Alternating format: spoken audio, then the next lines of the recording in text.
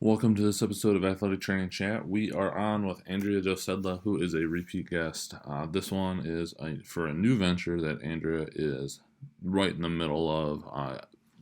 Really, the reason we followed up on this, but not only is Andrea doing amazing work in the industrial setting for AT, great contact for anybody looking to get into that setting, but now is looking at trying to create MKE Injury and Recovery with this concept of a community athletic training room. Super interesting idea. Lots of things to work through, and we really get into that, looking at licensure and state requirements and what that looks like. And that has been a big topic that has been around on AT social media. So this was very timely, very interesting, and especially how Andrea has approached it. So lots to take away in this one. As always, we are powered by Mueller Sports Medicine. Please take a look at them as you're looking at any mid-year needs when it comes to everything for your athletic training setting. Without further ado, please enjoy this episode. Happy holidays, and we look forward to continuing into 2021.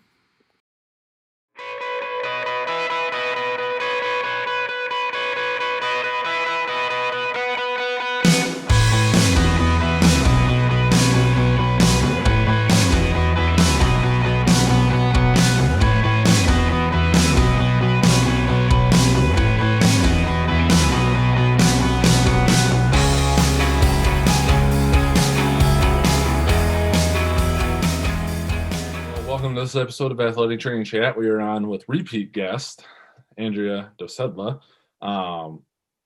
talking a whole new venture that I'm really excited to hear about, mainly because this is happening in the state of Wisconsin, which I also happen to reside in. So this will be really informative for me on some of the hoops you've had to jump through being in the state when it comes to your new venture. But we're going to talk about going out and doing basically entrepreneur and starting up MKE Injury and Recovery, which at the time of this recording, which is Friday, December 11th, hasn't opened yet, but is getting close from what I can gather. So excited to hear about everything there. I want to turn it over to you and just the background of why you started this. And we've got some questions we're going to spin off of all of that story. Awesome. Okay. Well, just a little background as to what MKE Injury and Recovery is. I registered the LLC back in November 2019. I had this idea of starting a community athletic training room.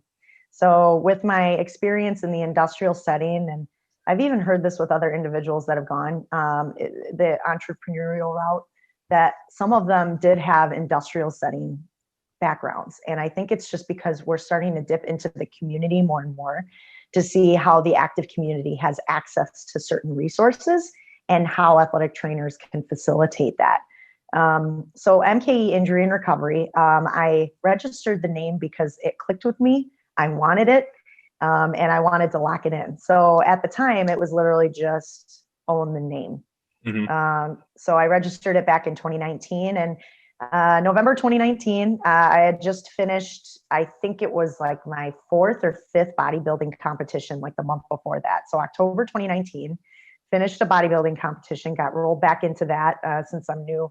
Well, I shouldn't say new to Wisconsin. I just moved back to Wisconsin about 2 years ago. So I wanted to get back into bodybuilding, back into my normal groove of things.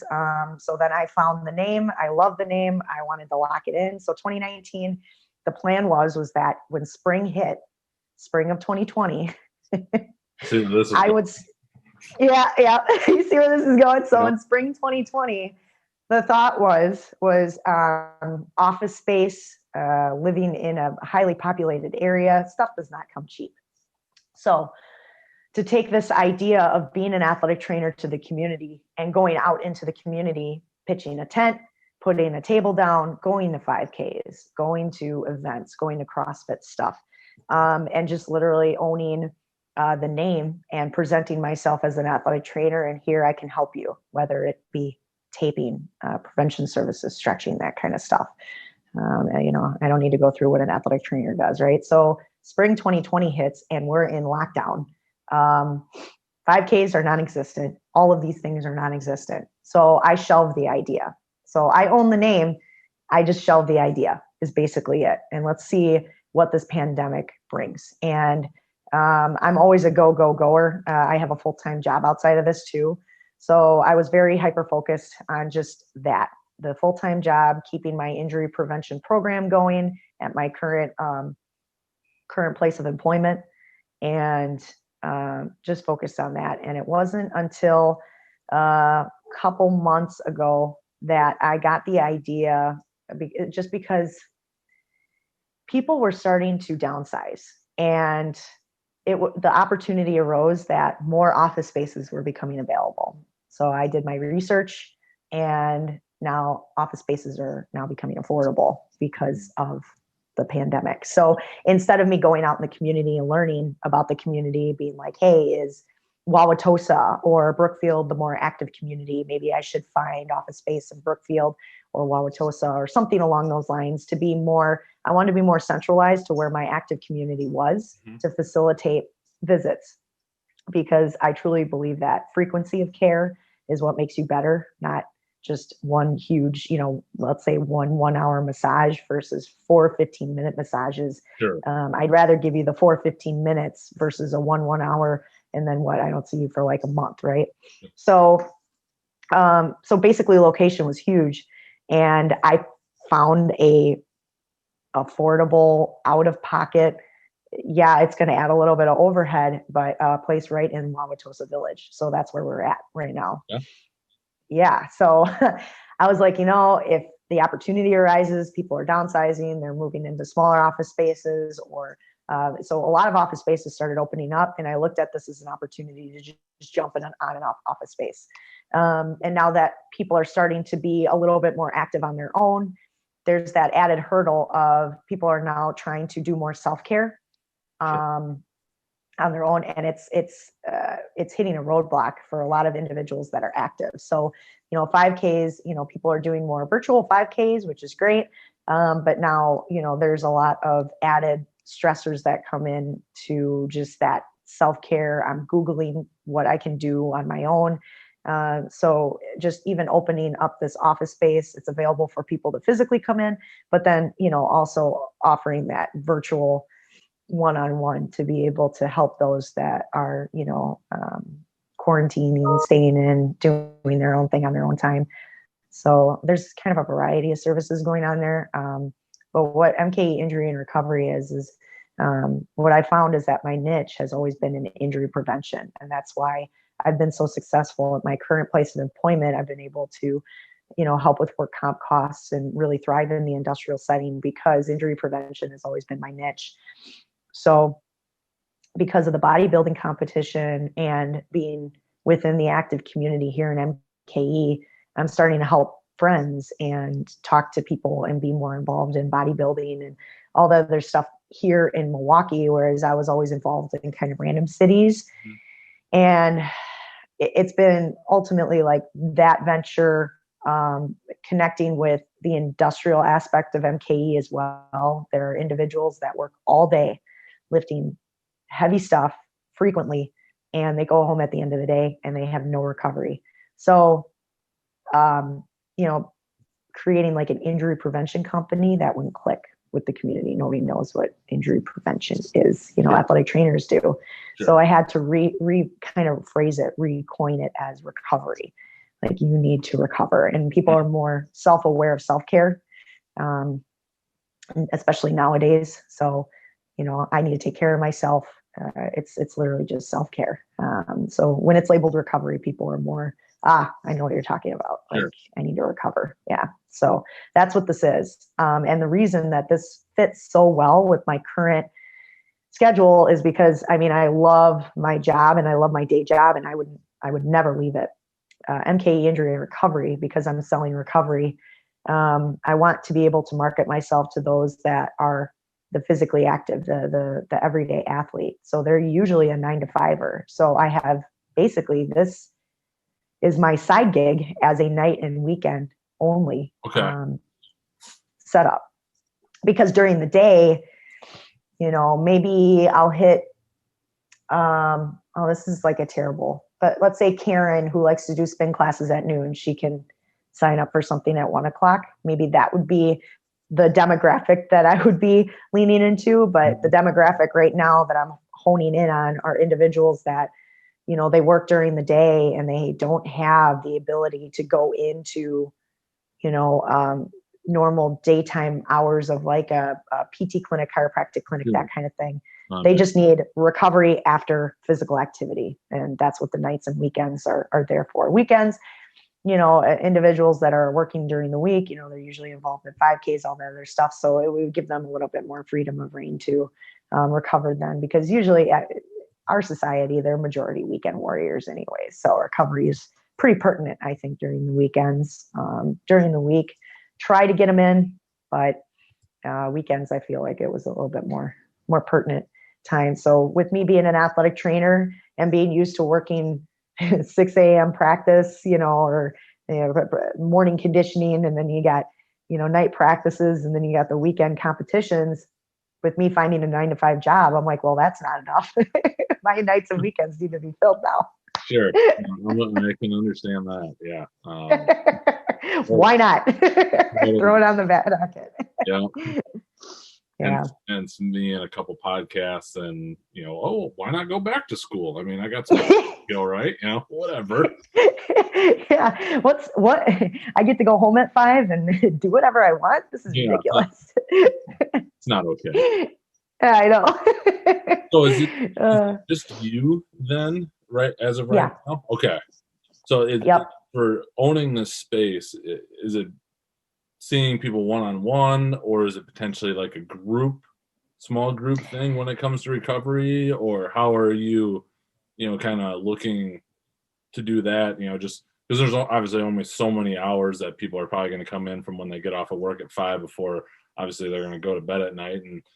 And I know you're busy and you're go, but you probably also have to sleep too at some point, and do all the other things that you're into. If anybody follows Andrea on social media, you're in the gym, it seems. Plenty of hours. Delegate time for that. Yeah. Yeah. So, and again, it's because you've got a lot of things, and there's nothing wrong with that. I'm just curious how your setup is. Right. So there's always a way to kind of figure it out. Right. Mm-hmm. So you know me from college. I've always been like a night owl, and I wish I had been a morning person. And at the age of 34, I think I figured it out. I figured out ways to kind of makeshift, and especially because of lockdown and everything, we're getting to be more creative as to how, like in my house now, I have a spin bike, and I've just learned to love spinning. Basically, sure. I set up like my tablet. So that's cut a ton of time, just even getting cardio in during the day, because I do still off-season prep like I always have. I think I only took a year off of bodybuilding in the last like 5-6 years. So it's something that I enjoy personally. And it helps me relate with anybody that wants to stay active. I want the community to stay active. That's what keeps us, it keeps us out of an early grave, basically, Sure. So encouraging activity. And, we're all going to have our like little woes, patellar tendonitis. I've got some kneecap issues. I've got, tightness in the hamstrings. They're all biomechanically different. So recovery is a huge part of injury prevention. There's even companies out there that are just, they're stretch companies. You show up and they're like, you see a licensed stretchologist, or I forget what they even call them. Yeah. And people are just walking in and they'll get stretched for 30 minutes and they're amazed at how much better they feel. There's something to it. There is, but it's like, man, athletic trainers, we are so inept in having the scientific background to understand what injury prevention is and how each individual needs their own setup. So ultimately here at the office, it's just a small little nook. Love it though, because right now I just have one table. Mm-hmm. And it's amazing because even like everybody's like, what if this takes off and it goes to like other cities and stuff like that? I was like, whoa. Let's just worry about getting people in. And it's going to be right now perfectly because of the whole COVID thing. It's one person at a time. Sure. Oh, absolutely. I'll have temperature screening when they initially come in. There are some disposable face masks available. And right now it's kind of like a little side nook when you initially enter in. And right now that's just like my little coffee space. So if I wanted to add another table in here, I could. Ideally, if this expanded, a community athletic training room, multiple tables going on at the same time and working just like any other athletic trainer would, creating a community where people can come in. You know, I've got Joe heating over in the corner. I'm working on Stacy over here, just kind of doing some iStim or something like that. And then maybe after I'm done working on, you know, Jill, she's over behind me, you know, with some stim on her leg and an ice bag or something like that. Not saying I'm like a huge fan of ice bags, but ultimately, ultimately, you know, just working how an athletic trainer would. And sometimes people just need guidance, and just being a consultant in just general wellness consulting. That's huge. That's huge in today's society. People don't know what to do. And I swear, if I hear I'm just going to go home and ice it and see how it is tomorrow, I want to bang my head against the wall. There's so many people that like, well, it comes and goes, so it's not a huge deal. It's going to come back and it's going to be intense. You know, if it's not this year, next year, 5 years, take care of it now before it becomes some huge issue. And this is the stuff that we see in the industrial setting. It's just, you know, basically taking your two hands and your knowledge and applying it to people that are active every day, and being able to, you know, obviously adapt to the scenarios that come in. So hopefully this space, ultimately to answer your question, it might be able to suffice 2 tables, I think, but right now with it, a casual 1 table, one-on-one, and then just kind of working from there. And then offering the virtual, which is great because virtual you can do from anywhere. So I can offer that, you know, after a gym sesh, my personal gym session, or you know, at home or anything like that. So yeah, that's basically right now. It's just basically my little single table athletic training room is what I have set up in here. Yeah. And like I said, and any athletic trainer knows this. It's like you're addicted to coffee, and everybody I know. So I got coffee, tea, like 2 chairs. I really want to put up a TV in there because athletic training rooms are so much more like casual and like, you know, open. I feel like when you have ESPN or something rolling, there's going to be some wall art and whatnot. I'll put some like sports stuff up, and, you know, all the furniture that I put in here is literally from Goodwill. It has not cost me more than $5, and I have redone all the furniture. Nice. So there's always a cost-effective way of doing things. You know, you think that you got to invest a ton of money into stuff. Sometimes if you just give it time and you put your thought into it, there's ways around having to dump money into things. Yep, exactly. So I got a table in the corner I redid. That thing is $5. It stores all my hydrocollator stuff. Obviously the massage table, got it off of Amazon. They have some really high quality massage tables. If you dig through, you know, you can find some good ones that'll hold 300-pound capacity. That's that you know is a quality table. Absolutely. Yeah. So that's just kind of how things are starting right now. The hangups that I've had so far in opening is basically the fact of, you know, I was expecting to be ready this weekend already. I was just finishing up my software. And it's been basically inspection purposes. So like it's mostly stuff for my landlord to take care of. So that kind of puts a little wrench in things, but that's kind of what's hanging me up right now. It's just the logistics, the little small underlying stuff. So yeah. So I do have one logistic question, and then kind of philosophical around payment to you, which we'll get to in a second. Main one, and this is one I've thought about even a lot for, you know, myself, you know, even if it wasn't officially setting up a space, but going out, is, as far as I know, especially in the state of Wisconsin, obviously this varies state to state, is, you know, what does that look like practicing under a physician? Right. Per the state law. And so that's all. That's every time I talk to an AT entrepreneur, not knowing all the specific licensure laws around the country, but generally knowing what it is within the state, and, you know, having standing orders and things like that. Like, how'd you go about that one? Yeah, that's difficult. It really is. Right now with my day job, the way that it is, you know, with consulting and first aid and all that other stuff, it's been challenging to find a physician that it's very much like you just have to have one. Yep.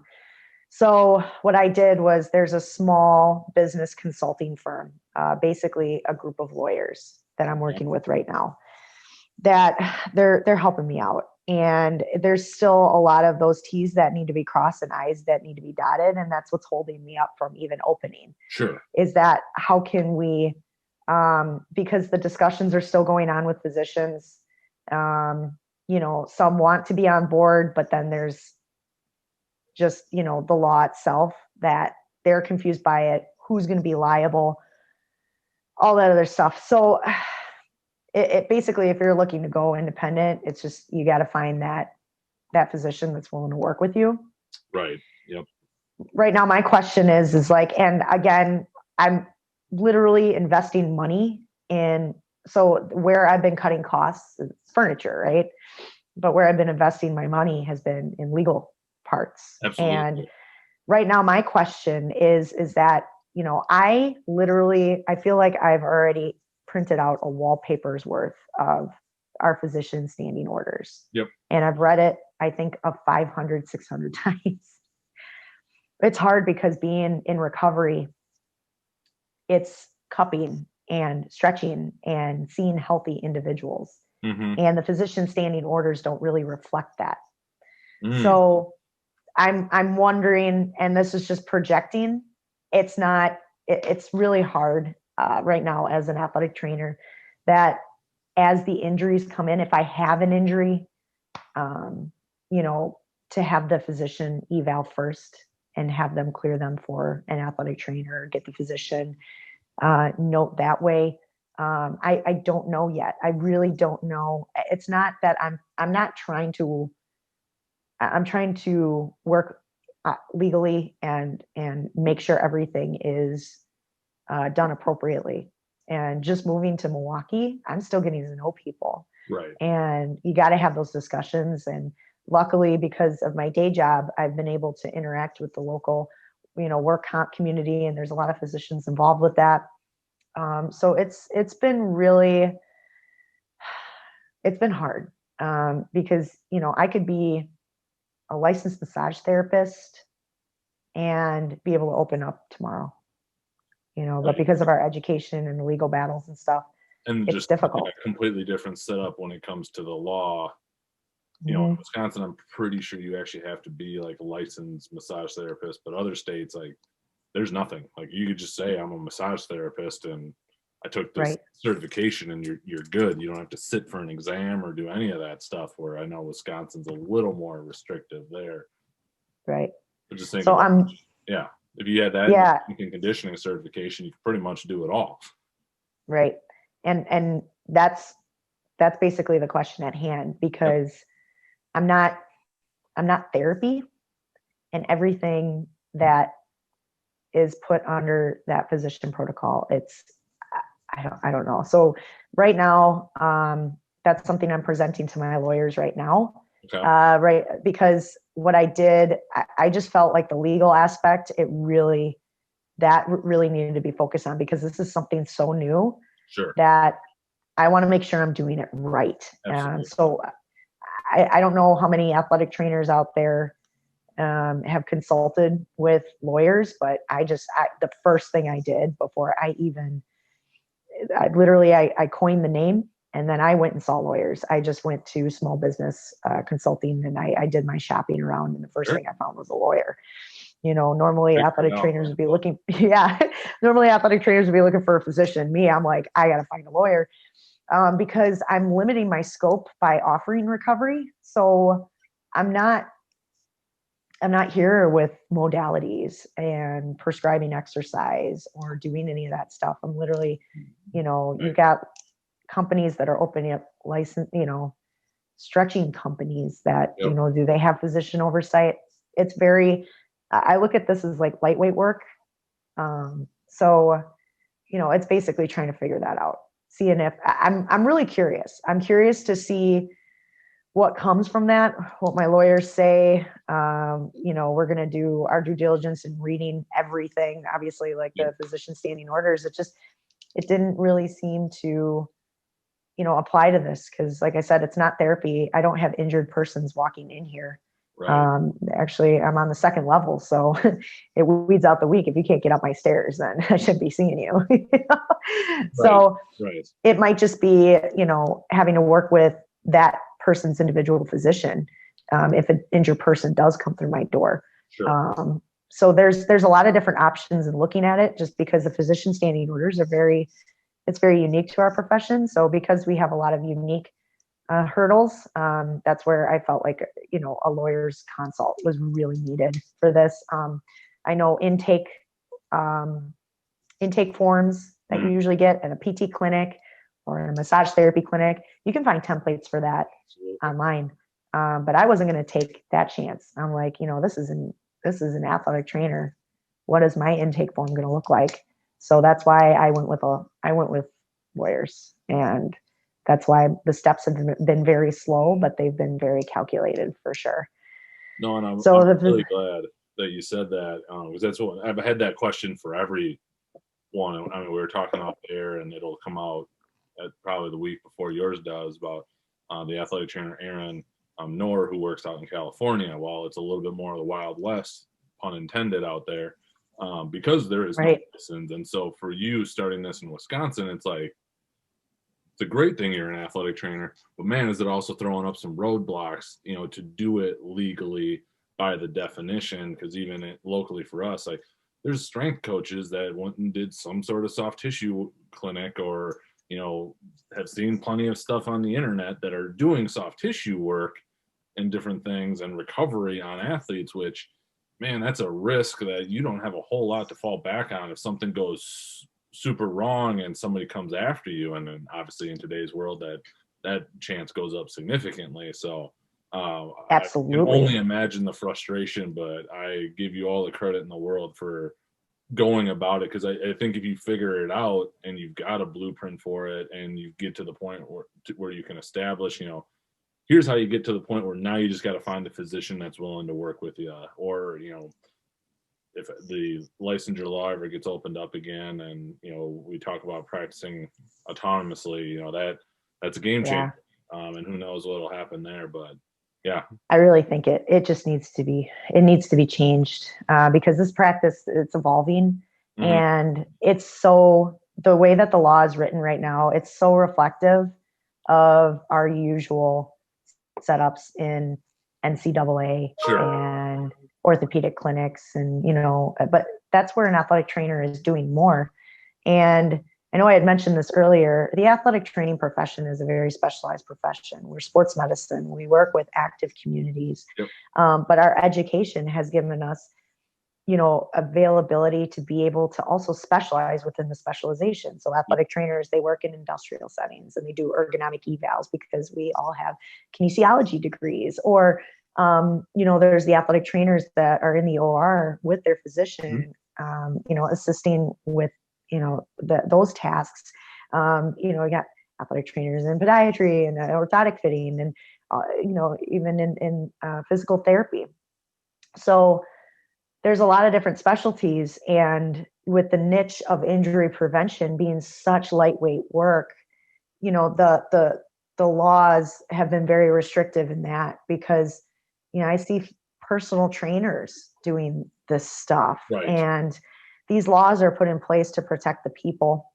And, it's very hard when it restricts certain healthcare providers to be able to, provide, for their, I really can't call them patients, because they're not, they're just your regular Joe Schmo that likes to do 5Ks on the weekend, and he just wants his hamstring worked on because it gets tight. Like, you trying to stretch yourself versus somebody else trying to stretch you,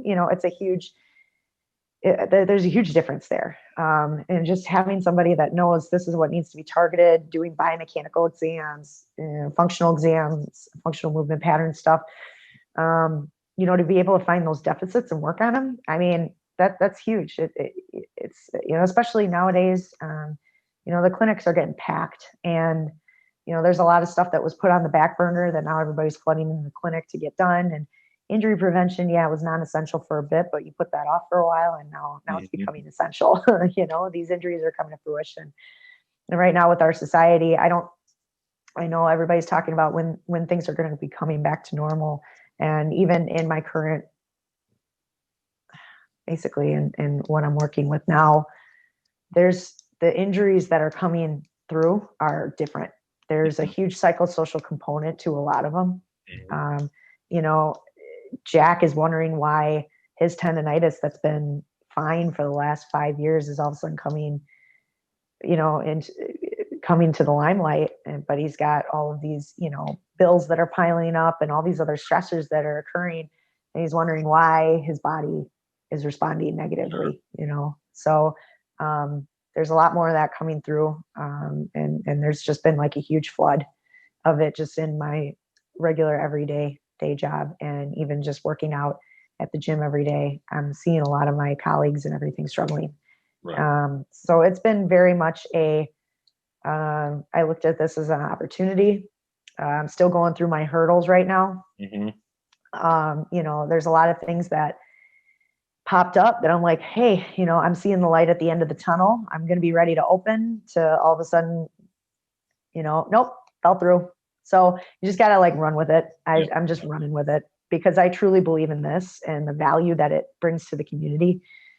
Because athletic trainers are valuable. We are valuable in healthcare, and I feel like we're down on ourselves a lot. That athletic trainers are valuable. That we need to just really keep pushing at the things that we believe in, and this is definitely one of them. I feel so. Yeah. So, last question I have for you, which I think you've answered without answering it because I already know it is. Just there's been some discussion that I've seen, and there's always discussion about third-party reimbursement for athletic trainers. Yes. And we are in the state of Wisconsin, probably one of several, just because of what's going on at UW-Madison in that area, and just they're doing, or the health system and whatnot. Is it? No, I'm totally blanking on his name right now. That's leading it to the NATA. Yes. I'll look it up. I'm confusing, it's funny because I'm confusing one researcher with him, and they're both in the Madison area. Anyway, it sounds like what you're doing would definitely be cash based, and for a lot of reasons, just like what everything you just said about the focusing on recovery and not having it be an injury specific thing, which pretty much answers the question about, why you would or would not pursue third party billing. I totally get why you wouldn't, because that's not your focus.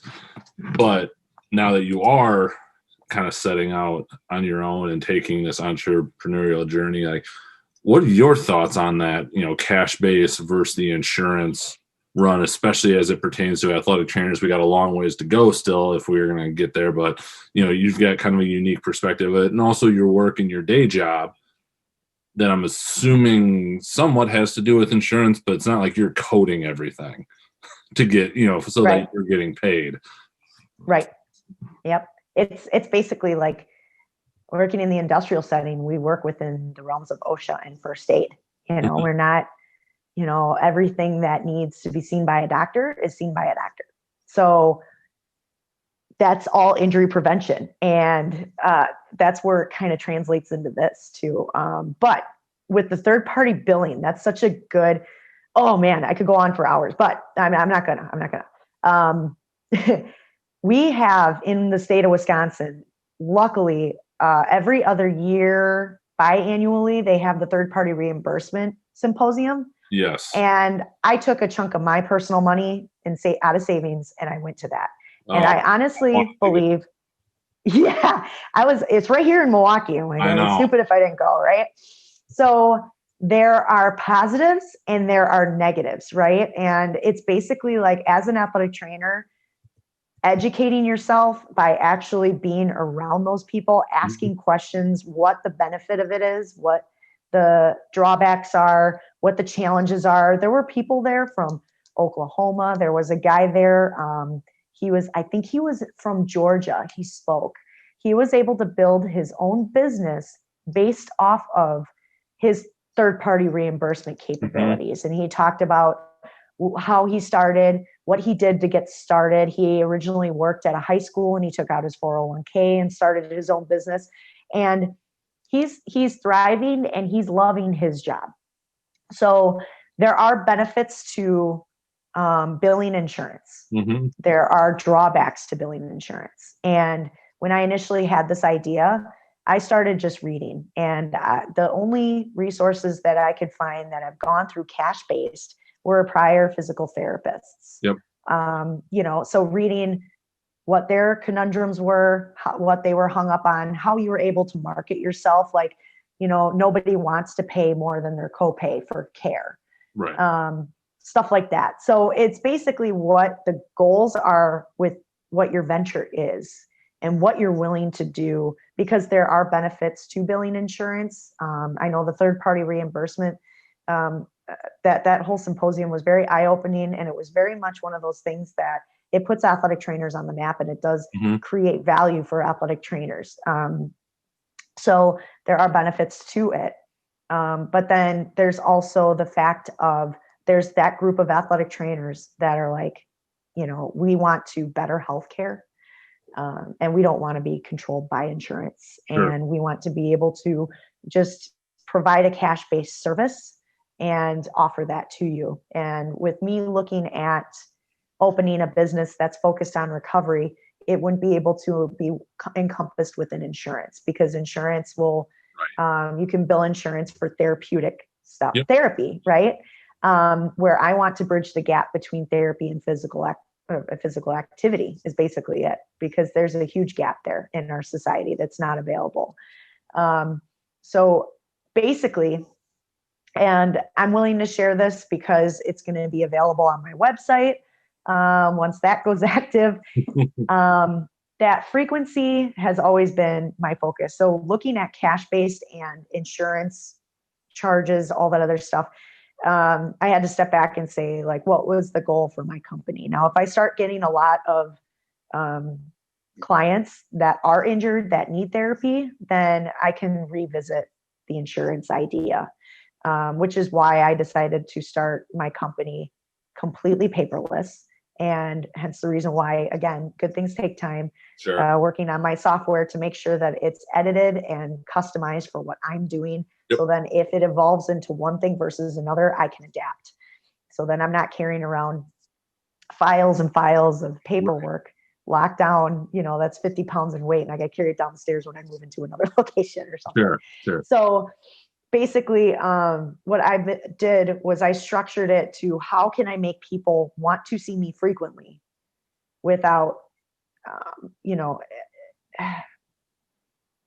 to be able to make them better, because recovery is all about frequency. And as an athletic trainer, we are smart. We have value in being able to figure out where the issue is coming from.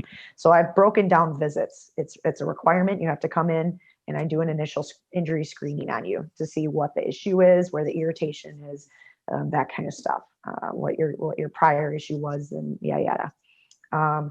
And then after you've already had an initial consult with me, I have appointments broken up into 1-hour sessions, if you would like, 30-minute sessions, and they're all called recovery sessions, 60-minute, 30-minute. And then I also offer a 15-minute drop-in. So for the cost of a Starbucks reload for $25, you come in and you can get your tape job done, quick stretch, whatever it is that's been helping you move along. Sure.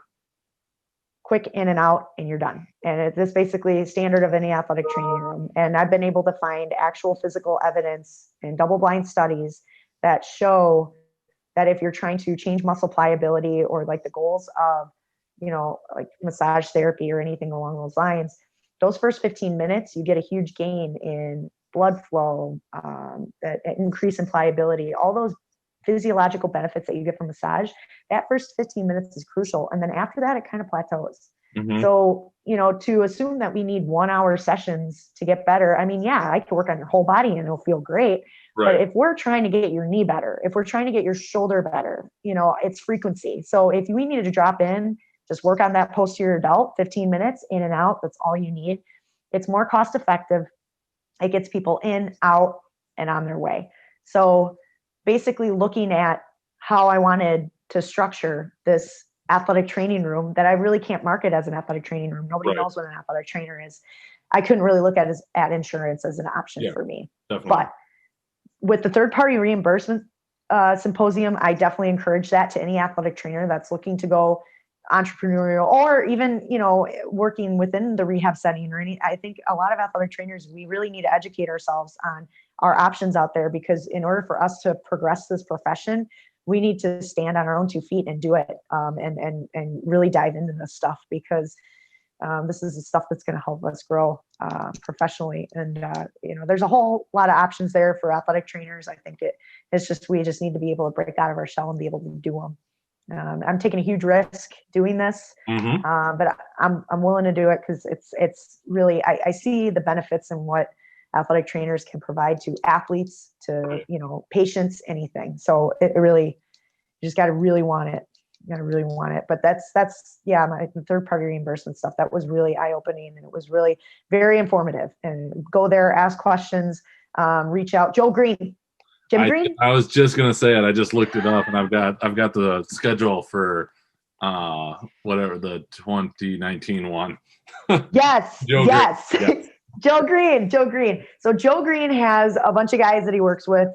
There's even one right here. I was talking to the gentleman that works at Children's Hospital.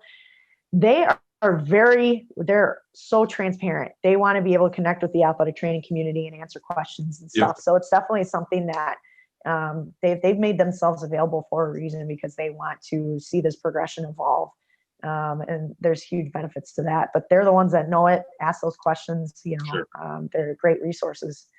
Yeah. Had to name drop that. I was like, yes, I was going to get to it. You just beat me. So well done. Good for you. Not so good on mine. I twitched. Anything else around this that you want to cover before we jump into the AT chat questions? It's still in the making. I don't know what tomorrow's going to bring, but I don't know. I feel like athletic trainers are adaptable, so I'll be fine. It'll get there. Into this, we'll have to do one in a year and just see what the heck is going on. Everything is going. The Lord knows. There's like people walking behind me and stuff, Right? Yeah. Hopefully, Bigger space to get the door closed, but you still got everybody whooshing behind. Yeah, it'd be good. It's like massive amounts of tables, right? That'd be cool. So you got the AT Chat 5 slightly modified to get your take on it, but ask it slightly different. Where do you see entrepreneurship and athletic training going in the next 5 to 10 years? Man, there's so many options right now.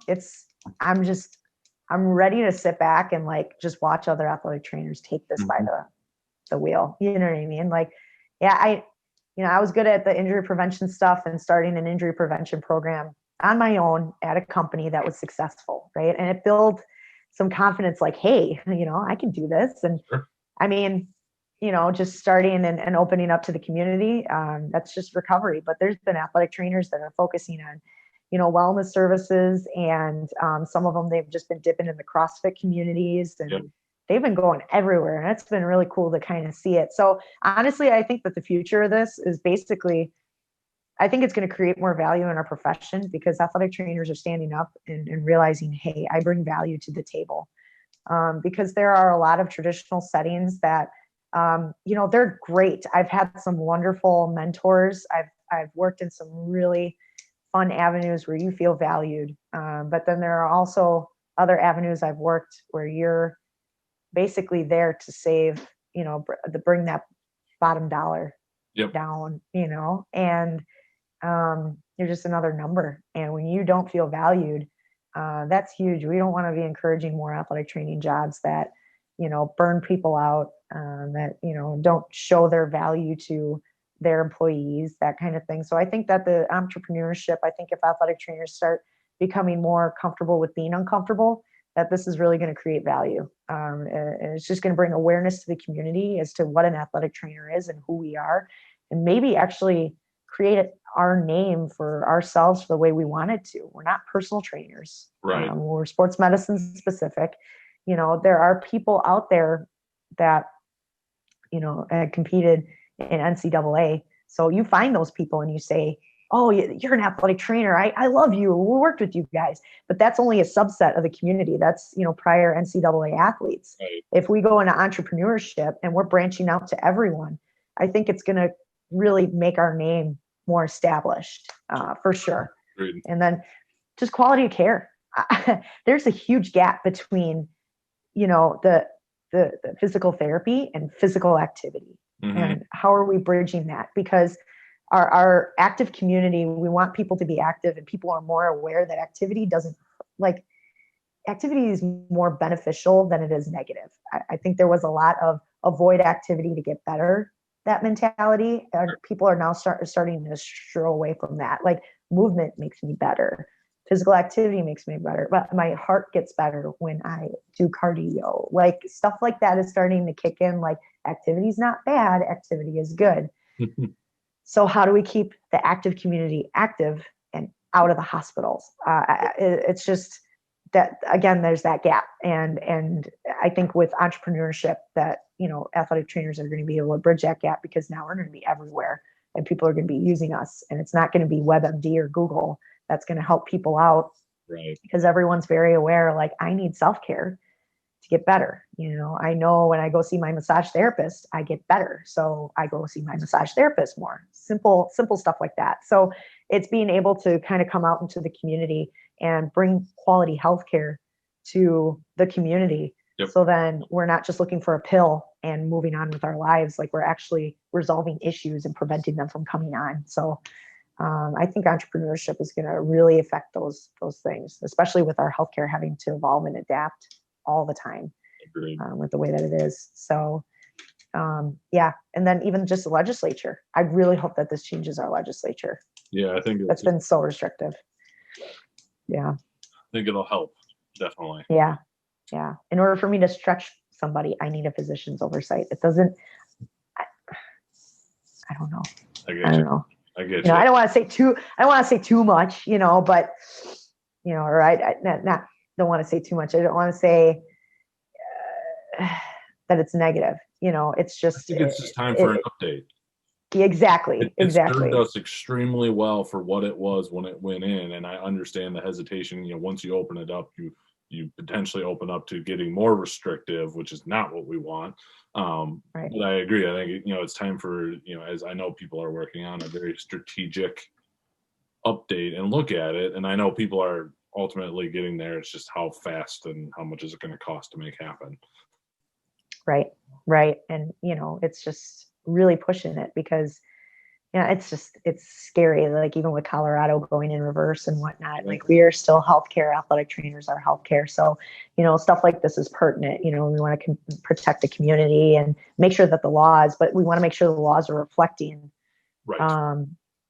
What's appropriate. And that's basically it. And it definitely, athletic trainers say we were sports.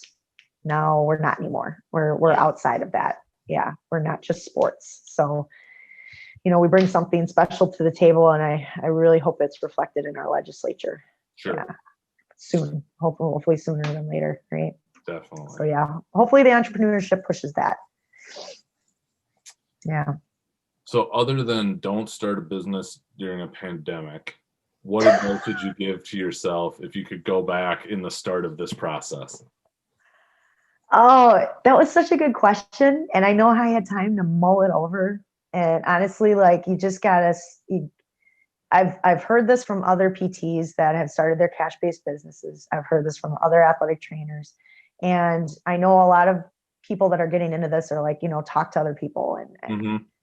Learn from others that have gone through this. And that there's a huge benefit to that, because you're learning kind of what process they took and what their hurdles were, and maybe you can avoid some of these hurdles. Maybe you can't, maybe the hurdles are just there and you're just going to take them on. And that's part of the game, right? This literally is one big game. So if I were to go back and talk to myself about this, I mean, everything happened for a reason. I think with me shelving the idea, it opened up the opportunity of having an office space, which I probably wouldn't have had before. And looking at the positives of how you can adapt with the whole scenario. But it literally is if it's something you want to do and you believe in it, just do it and you'll learn how to fly on the way down, like literally jump off the cliff. Right. And you'll learn how to fly on the way down because you just got to do it. You can't sit and wait for everything to be perfectly lined up to go about the way that you want to go about it, because things are going to change as you go along and trying to figure it out.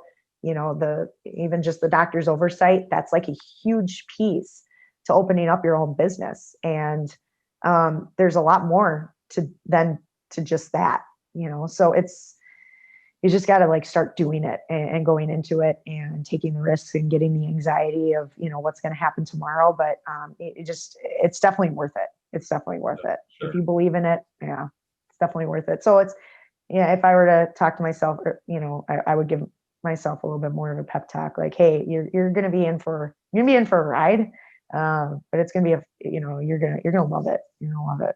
So it's definitely worth it. So you may have just answered this question, but I'll ask it anyway. What has been the most influential resource you've found in this process of going out on your own? Influential resource has been, starting off, what's influenced me the most was just reading and going into books. And there's a lot of physical therapists that have written their own experiences and just reading from cover to cover, like, this is how I started and here was my process going through. There's a lot of business coaching out there too that some athletic trainers have looked at as beneficial.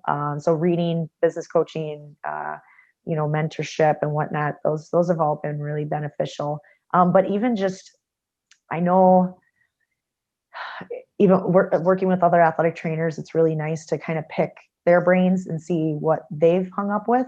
But it's also good to capitalize on working with other professions, physical therapists, other physicians, me working my day job and connecting with other physical therapists and work comp, physicians and work comp, chiropractors, anybody, and then telling them about my personal venture. It's been really good to get ideas because everybody's kind of, it's still a business.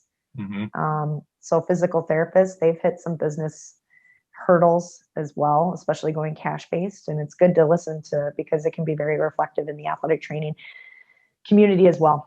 So I can't project and like picture what my potential future hurdles are going to be, but learning from other professions, I think brings more value to the table as well, because even though we all have our own strengths, there's still healthcare. Yeah.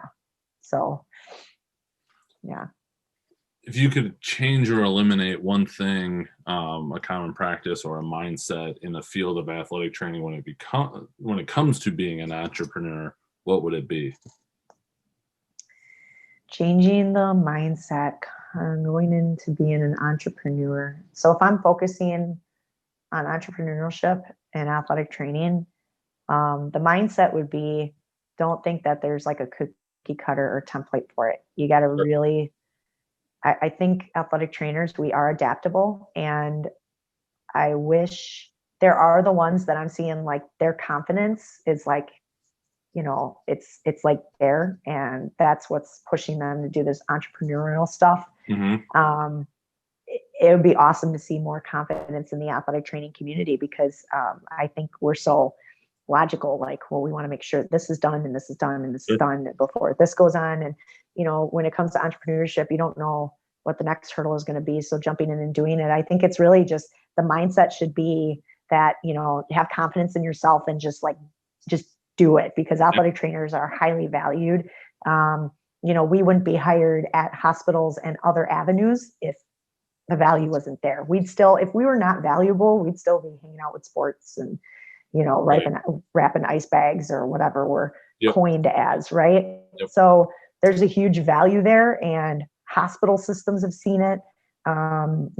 Rehab clinics have seen it. They've seen the value that we bring.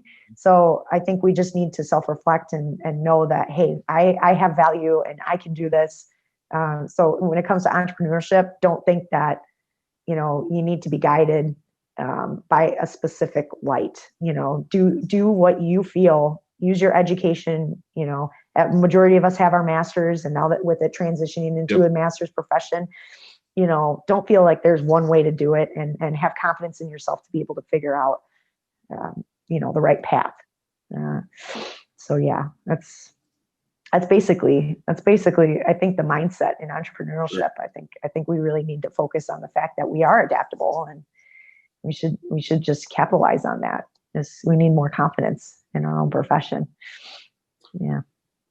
So this last question, I think this whole episode has ultimately been about it because you've alluded to so many different things. But what does being an athletic trainer mean to you currently? And if that's evolved, and I don't remember your specific answer from the last time we talked, but like, has it evolved, or what is your current definition, I guess?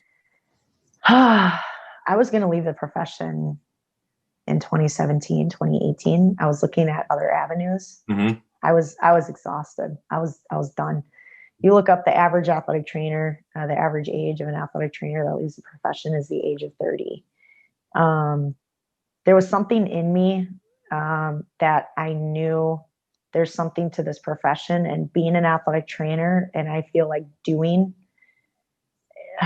there's so much value to an athletic trainer bringing services to athletes, whether they be your standard blue collar worker or, athletes that are in NCAA or anything along those lines. There's a value to athletic training. And even though I lost it for a blip of my career that I almost gave up on it, I think that being an athletic trainer and continuing to be an athletic trainer and not, dual credentialing myself to open up more avenues, I think that being an athletic trainer to build the value of the profession, because everybody gets into it to help others.